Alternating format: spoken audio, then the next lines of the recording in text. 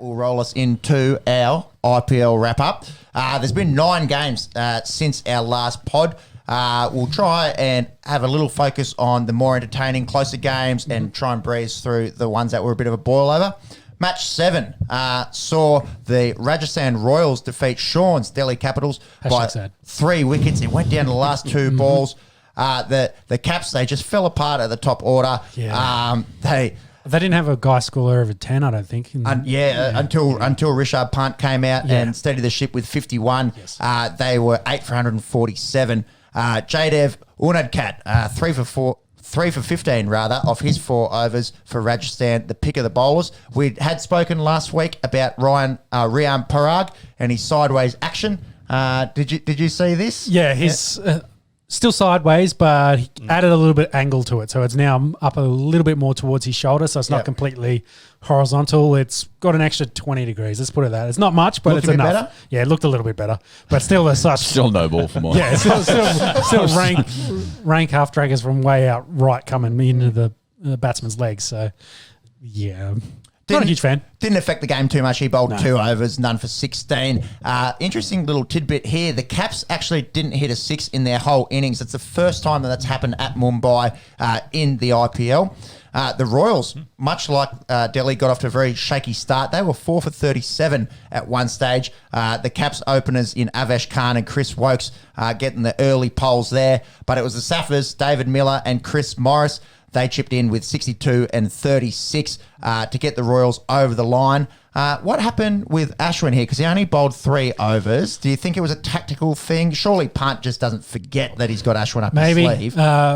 Ricky Ponting, who's, of course, the head coach for the Caps, did get stuck in, I think, a little bit after is that, at the death there, you've got Ashwin with 1 over left, and with it as close as it was, I think he was 3 for 15 or something. Yeah, so he bowled well in this game. So you'd want, it's Ashwin.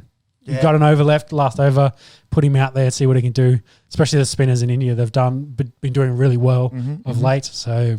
Yeah, a bit of a head scratcher in that one. Bit of a head scratcher in that one. So I think he was going to get a bit of a talking to. That was Pant from Ricky Ponting. I think it speaks to that, and we talk about Pat Cummins, and we don't want him to be captain of Australia because the pressure was the fast bowler. If you're a wicketkeeper, you got 20 overs, you got to be on the ball. You really have to be on the ball. You got to need a good vice captain to sort of remind you with little things like that, because we've always seen the Ricky Pontings of the world even have notepads and just say, okay, I've got 2 here. You can't do that if you're a wicketkeeper. You got to be up and back really quickly. So. It kind of looks like, it sounds like it was a bit of just a miscue from Pant, who you wouldn't think he's one of the best cricketers in the world, but he's also 23 years old. Yeah, young. So, maybe it's just a brain fart. Have the Caps played 2 games since this, or only 1? So this one and then another one. Yeah, so this was Steve Smith's first game. So he was in the squad. So as a guy that's captain or has that experience, they've got plenty of experience in that side. So maybe it was more tactical. Who knows? We'll but even surely Ashwin says, "Hey, Skip, I've got another one here. Yeah, I've only bowled 18 deliveries. But who knows? Backfired for him in the end. So, the next game, match 8, saw the Chennai Super Kings defeat Monkey Magic's Punjab Kings by 6 wickets.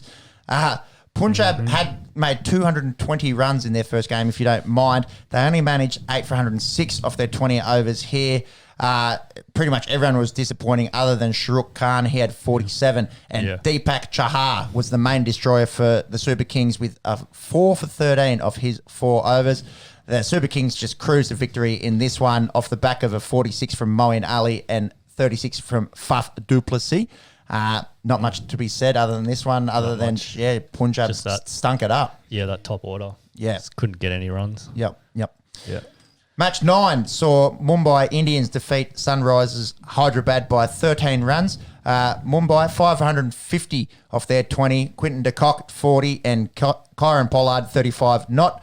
And then Hyderabad got off to a great start with Warner and Bairstow, but they had a big old collapse in this one. They lost 6 for 35. Rahul Chahar, 3 for 19. Trent Bolt, 3 for 28. And you can't leave out Jasprit Bumrah, 1 for 14 off his 4 overs. We've said it before. The Indians are so stacked, and that bowling lineup, when they're on, good luck. Both the quicks and the spinners there, so yeah. Indeed. Match 10 saw my Royal Challengers Bangalore take on Macca's Kolkata Knight Riders. Bangalore got the job done pretty easily here. They went out and made 4 for 204. Glenn Maxwell, he's in good nick, 78, and AB de Villiers, 76. That's back-to-back 50s for Maxi. And through 3 games, he's already scored more runs than his whole IPL last year. So last year he had 108, averaging 15.4. Really disappointing for him and the big money that he's on. Good to see him back in great nick and firing for Bangalore. I think he's second, actually, presently in terms of run scorers in the IPL. And we'll get to Shikhar in a sec. Match 11 saw your Delhi Capitals defeat Monkeys Punjab Kings. So another Esky battle here. They did it reasonably easy. Punjab batted first. They made 4 for 195. Great opening partnership between Mayank Agarwal. He had 69 of 36. I think his first game in the IPL. And KR Rahul, just Mr. Reliable. He had 61. Delhi got the runs with 10 balls remaining, and it was that man, Shikhar Dhawan, 92 of 49, just really cruised. Steve Smith did get a bat in this one. Yeah, so Shikhar Dhawan's averaging 57, I think, so far through 5 games. So not bad. 230-odd runs. Leads the IPL run scoring by a fair bit. Smudge batted 3 and got 9. Not much to write home about there. I think he got 30 in another game, so... Yeah, I think in this... He's averaging about 20 at the moment, so not a huge amount. Match 12 saw the Super Kings really smoke Rajasthan Royals by 45 runs. The runs were shared by the Super Kings. Faf top scored with just 33, and the Royals fell well short despite a valiant 49 from Josh Butler. Moeen Ali, the bloke with his head on upside down, he had 3 for 7 off his 3, and he's actually shown a lot with the bat and the ball so far in this one. One to watch out for, really cementing himself as a genuine T20 all-rounder. Match 13, this one was the Caps defeating the Mumbai Indians by 6 wickets. Get that in your Mumbai. This one went, Mumbai slipped to 2-2. So that... actually, at this one, they would have been 1-2. Yeah. No, my mistake. 2-2. Yeah, and correction before. So Steve Smith didn't play in that game before Ashwin missed out because they did play 2 from then. So, yeah. So Steve Smith only played the 2. So he got 33 in this one. Right. Mumbai at 9 for 137. Rohit Sharma, 44 off his 30. It was Amit Mishra and Lalit Yadav that did the damage here for Delhi. And that one's a leggy, one's an offie. And we've spoken about it before on the Esky. Those Indian spinning stocks are in really healthy hands. Very tidy. Delhi chased down the runs. They actually took them to the last over, which is surprising considering... a 137, not the biggest score. They just kind of... Chennai, so. Yeah, just kind of cruised to it. Shikhar had 45. As you mentioned, Steve Smith, 33. And, Shikhar has 231 runs from his 4 knocks so far. Leads the IPL by a fair bit in terms of runs scored. Match 14 saw Monkeys Punjab Kings take on Sunrise Hyderabad. The Kings were skittled for 120. So battle for the bottom of the table. Well, through their 4 games, I think they've scored like 108, 120. And then like 195 or 200. Like they go all in or they score fuck all. Yeah. It was Khalil Ahmed for Hyderabad with 3 for 21 and Abhishek Sharma and Rashid Khan also chipping in. They chased those runs down very comfortably, winning by 9 wickets thanks to 63 from Johnny Bairstow and 37 from Dave Warner. And last night's game, the most recent one at the time of our recording, and it was a really, really interesting match, this one. Chennai Super Kings went out and made 3 for 220, massive score. Faf, 95, he's in really good nick. And young Ruturaj Gaikwad, 64, there for the Super Kings. Paddy Cummins got absolutely belted with the ball. He had none for 58 off his 4 overs. Poor bloke. Varun Chakravarthi, I hope I got that right, was the best of the Kolkata bowlers with 1 for 27, and everyone else pretty much got spanked. They went for over 8.5 and over. You go for 220, you're not going to have too many No, that's right. Economical bowlers. That's right. And then the Knight Riders, in return, a valiant 202. They were in all sorts of trouble, licorice all sorts. They were done and dusted. 5 for 31 they were. You pretty much could have, put this one in the books. But then Dre Russ and Pat Cummins came out. Russ had 54 off 22.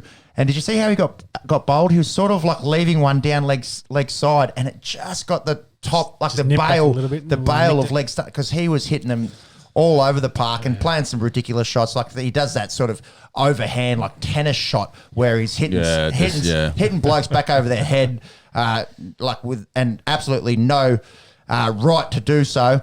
And then Paddy Cummins come out and was just really carrying him, hitting the ball so clean. 66 not off 34 he ended up with. He smacked Sam Curran for 30 off and over. So good. Love to see that. As an Aussie fan, seeing old Frosted Tips getting belted all over the park. And they just went so close but so far, Kolkata. After Dre Russ got out, and I think it was Dinesh Karthik as well, their bottom three just offered nothing. They had 2 run-outs for Golden Ducks, and it was both the same kind of thing. It was Cummins pushing the ball down to like long on. The bowler's got to get up and get back. You know, you don't want to be facing, and they were just on the treadmill, both of them. Yeah. And the run-outs ended the game, and it was a real shame because it was looking like it could be one of the great comebacks. You know, Cummins is seeing it that well. Fightbacks ever seen in T20 history. At the end of the day, for all his efforts, the Cumdog millionaire here. He only scored 8 more runs than he went for. So I guess it all kind of equals itself out. Match 16 will be just after our podcast tonight. That is Bangalore and Rajasthan. And the table so far is kind of shaping out like we'd expected. Bangalore's undefeated with 3-0, but Chennai Super Kings, I believe, are in first on their what do you call it? The net run rate. They're 3-1. Delhi Caps 3-1. Mumbai Indians off to a little bit of a slow start considering their list 2-2, and then Kolkata and Hyderabad 1-3. The Royals play tonight, but they're 1-2, and then those poor Punjab Kings down the bottom 1-3. Every team's had a win through 4 games. It's a close competition, and it's kind of panning out like we had expected. I found it really interesting that what I've noticed is most of the all-star batsmen are sort of, and you know, all-star, they're all all-star bats. Every team has good bats. The bats seem to be scoring a lot of runs, but it's the international bowlers who seem to be struggling. Getting spanked. And getting spanked. Like there's no in between. Like they're just getting tanked. Like, and no one's bowling consistently. You might have a good game. Like Paddy Cummins bowled all right 2 games ago, and then hasn't been able to land them since. The current boys can't even get near it. I think. Like we talked about, who's going to adjust quicker probably is going to be more successful, and it just seems to be favouring the batting side more than the bowling side. Yeah. Well, it's interesting you mentioned the foreign bats doing well, because last podcast we were mentioning that 9 of the top 10 scores were by Indians. The foreign or the overseas bats have really stepped up in this past week. So Maxi's second, Johnny Bairstow's third, Faf is fourth in runs scored. 95 helps. Moeen Ali's been good. David Warner's been good. AB's been good. So all the overseas bats starting to fire. It seems to be the overseas bowlers, especially the overseas quicks that are struggling. Rashid Khan's doing Rashid Khan things. Moeen Ali took 3 for 7. He's been fine. Moeen Ali as a part-time has been okay. But those big money foreign quicks have left a little bit out there so far. Well, Riley Meredith and Jai Richardson both got dropped. Did you see that? After they went, they got 3 for 200 in their last 2 games or something. So that's pick on form. And what was Meredith got $1 million and Jai Richardson got close to it. I think. So bit of a misfire, but it's not too dissimilar to an Aussie summer. But do you reckon the heat's probably hitting the quicks a little bit more so than? Conditions may be playing a part in it. Like they got to adjust to the Indian pitches. Is it even that hot there at this time of the year? They'd be they're in their 30s. Yeah, but that's cool. You chase that up. The other thing that people have noted is that Chennai in particular seems to be doing a lot for the bowlers. Yes, especially the spinners. And we've seen some really low targets. The thing that makes me question that is it's just been a mixed bag. We've seen some really high targets, really high total scores. You know, consistently teams are scoring in the 200s. Well, that's Mumbai, that one. So. Yeah. If you went back through that list, I think Mumbai had most of the highest ones, and all the very low scores were at Chennai. So, but there's also been good scores at Chennai. So batch 10, Bangalore made 204 at Chennai. I guess it just depends on what pitch they've got for them. Yeah. If it's a super dusty and it just falls apart. And that's something too. They're playing 20 games between Mumbai and Chennai, 10 each. So we've still got 5 to go. There's only so much your pitch can hold up, or if they're using multiple decks out of that, that has to be a factor. You'd imagine. But yeah, it's just been interesting to see the inconsistency in the runs scored. And for mine, I like to see it like that. Like you're watching a game, and that's an extra element. You're going, oh, they might go out there and score 220 like the Super Kings did last night, or they might get skittled like Punjab did for 108 the other night. It keeps, there's something there for the bowlers. There's something there for the bats. Yeah. It just seems like the only thing you don't want to be at the moment is an overseas quick, because the Indian quicks have been fine. So doing all right. Yeah, exactly. Yeah. So there's something there, definitely, for sure. Something to keep an eye out, and we've loved covering it so far. So outside of the game tonight, what are the next couple of games across the weekend? Monks, did you get that? I think Mac has got it, yeah. That temperature? So between Chennai and Mumbai, it's averaging around 30, low 30s during the day, and nights aren't getting. So that should be all right. Bowling weather for like 4 overs. It's not. You're not bowling 40 overs. Yeah, I think like we said last week, the going over there, quarantine. You're stuck there for in your hotel for a week, and then having to go out and adjust to foreign conditions that might just be getting the better of the overseas quicks for now. It'll be interesting to see if these guys on big money are able to come through and justify that money being spent. Yeah, I agree.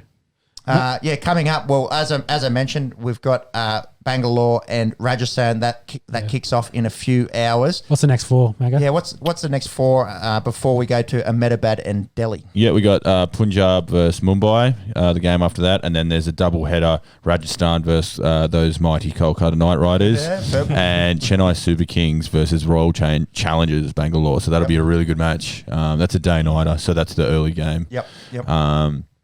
8 o'clock Australia time. That'll sort of set the tone pretty early to see which team is is going to be the pace setter in the early part. Still a lot of cricket to be played as well, so it's just the start. So early. Yeah. We talk about who's settling. It's just about who's going to get comfortable. Every single one of these teams is stacked. No matter what, you're going to have 22 really good cricket players playing. That's the beauty of it. It's just who's going to get that mix quickly, and we've seen a lot of collapses as well. I think you've noticed. The best teams are those that can stop it.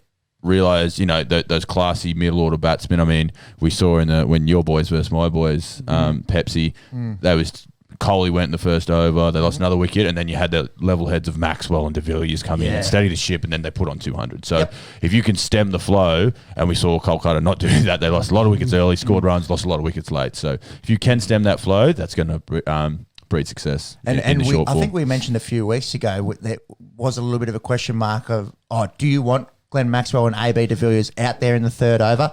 They've gone out and shown. Correct, you do. Doesn't matter. They've gone out there and shown they don't care. They just want they're class acts. They want to be out there. Good players are going to be good, and even if they are 2 for fuck all, then they can dig guys out of holes. But loving the coverage so far. What did you see this Dwayne Bravo thing? What was going on here, Sean? So the picture that we're referencing here is Dwayne Bravo's backing up for like a single or a run, essentially, and he's probably a good 2 to 3 yards outside his crease. So they're to the point now that Ashwin last year did the man-cad, and run the bloke out, and then that's not out of the spirit of cricket. That's not cricket. You shouldn't be doing that. But now it's kind of swung back that the batter's not worried about it, so they're kind of taking they're taking the piss essentially now. They're like they're playing baseball and stealing bases. They're that far out of the crease, so it's whether should they? Is it a fair point now if they're so far backing up that hey, I'm gonna just you're all the way down there. I'm just gonna nick these off and you're out. So for mine the way that I was brought up and my understanding of it is if you notice someone backing up like that, you say to the umpire, "Oi, mate." Have a word with him, get him back in his crease, and then if he's still doing it, then you might bring out the man-cad, which is a whole can of worms. Yeah, really. Is it in the spirit of the game or not? But like you said, you can't give a bloke a free license just to take off. And I think you're right. Bravo was taking the piss here. Like he was well and truly gone. But for mine, if you're the bowler, that's where you have a word to the umpire. You say, mate, Don't worry about my front foot. Have a look. Yeah. Have a look at this bloke. Yeah. And if he's 3 or 4 yards down the crease, I will take those bails. And if the warning's given and the umpire doesn't have a word, then I suppose you've got to take it into your own hands from there. Yeah, because I think that's a fair kind of point. The game is, well, it hasn't completely gone towards the batsman, but this is another thing that helps the batsmen out. They're trying to score runs. Yeah, yes.